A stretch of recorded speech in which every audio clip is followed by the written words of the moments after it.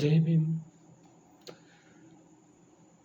మర్యాదపూర్వకంగా అందరికీ నమస్కారం.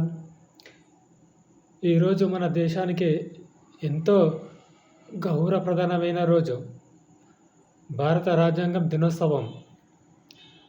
భారత రాజ్యాంగం 1949 నవంబర్ 26న మన రాజ్యాంగాన్ని ఆమోదించారు. అదే రాజ్యాంగం 1950 జనవరి 26న అమలులోకి వచ్చింది. మన భారతదేశాన్ని సంపూర్ణ ప్రజాస్వామ్య గణరాజ్యంగా నిలిపింది.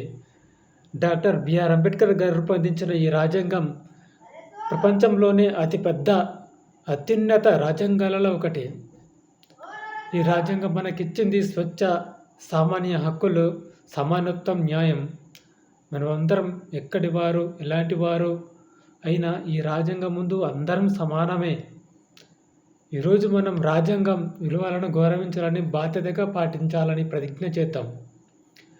ప్రజాస్వామ్యం కేవలం ఓటు వేయడమే కాదు, పరస్పరం గౌరవించుకోవడం, చట్టాలను పాటించడం, దేశాభివృద్ధికి ప్రతి ఒక్కరూ చేయి కూడా కలపడం. మన దేశం ముందుకు వెళ్ళడానికి రాజ్యాంగమే మార్గదర్శి. అందరం ఒక్కటిగా నిలబడి ఒక్కసారిగా we are the people of India అన్న అర్థాన్ని నిజం చేద్దాం. ధన్యవాదాలు. జై భీమ్.